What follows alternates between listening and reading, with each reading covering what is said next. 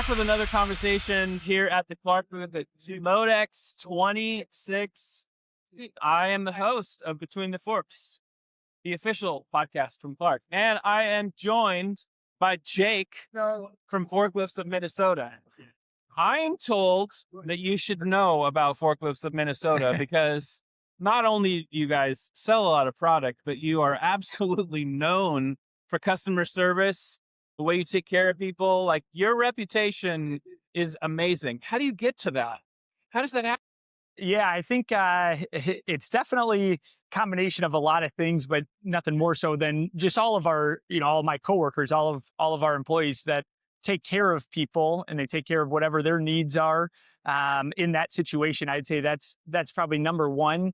Also, all the years and many years before myself, I've been there for about 10 years, grew up around it and stuff like that. But, all the years with my dad and my grandpa before that, the company started in 1949. So dating back a long time, but just consistent, consistently taking care of people. And then they learn to trust you and come back to you. And especially when you got a good product like Clark that you're selling, they know they can trust that too.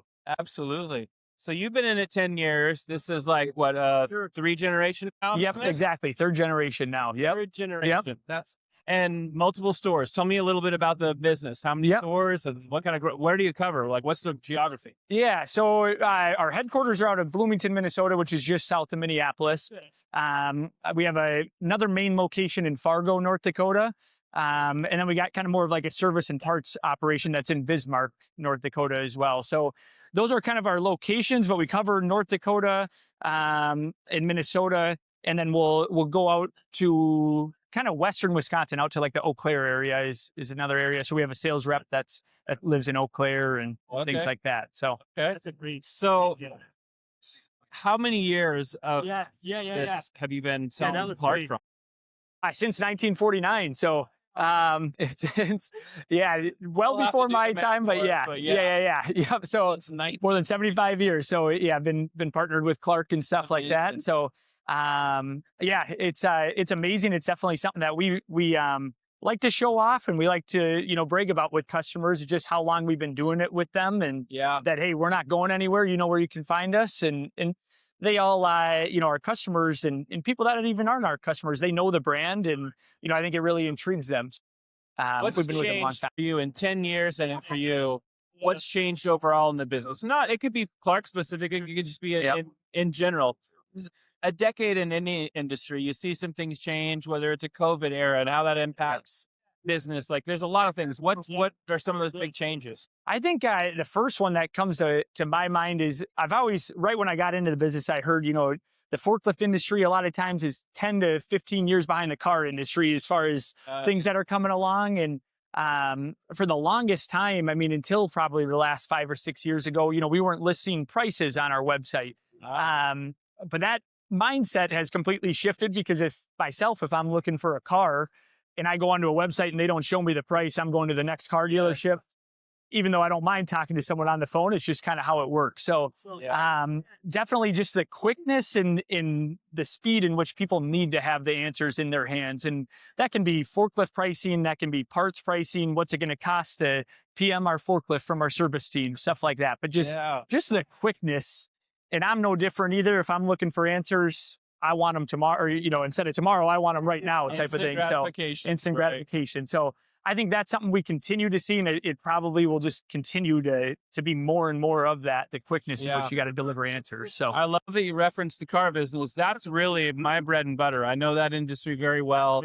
Luther, Walzer, like in Utah. Yes, absolutely. You end up knowing the country based on where the dealer groups are. But you're so right. And I love that's a great example. I didn't know that pricing on the website was kind of like, we're not going to do that. But you're right. If people can't see that, they're just going to move right along. Yeah.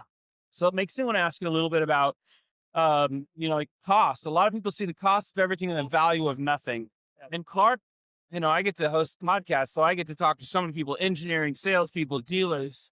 And I hear something a lot, and I'm wondering what your perspective is.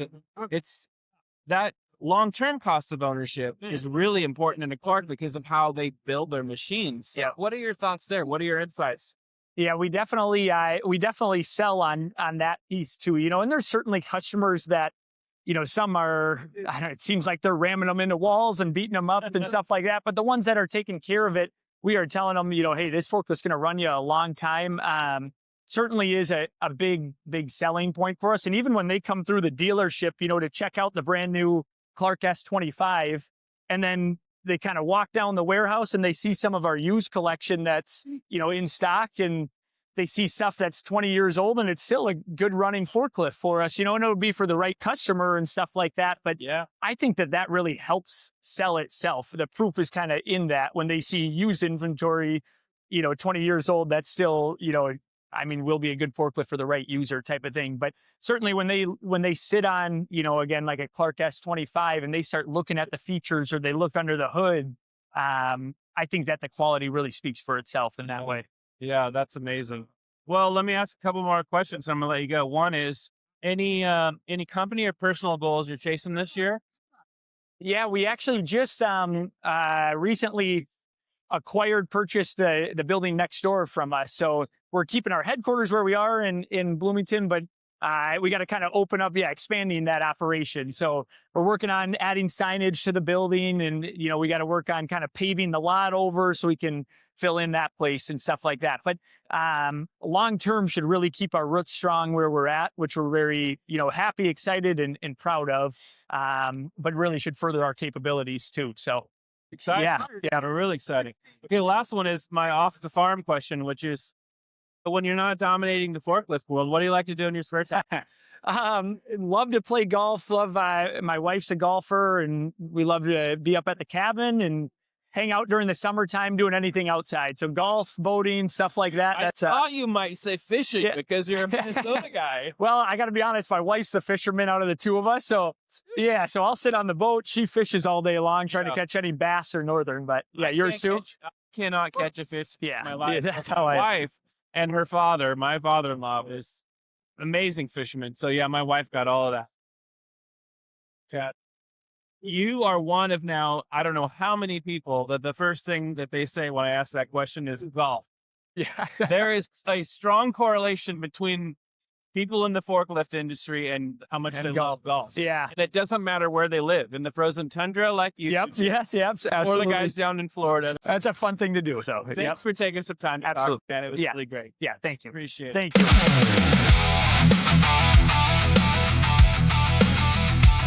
you.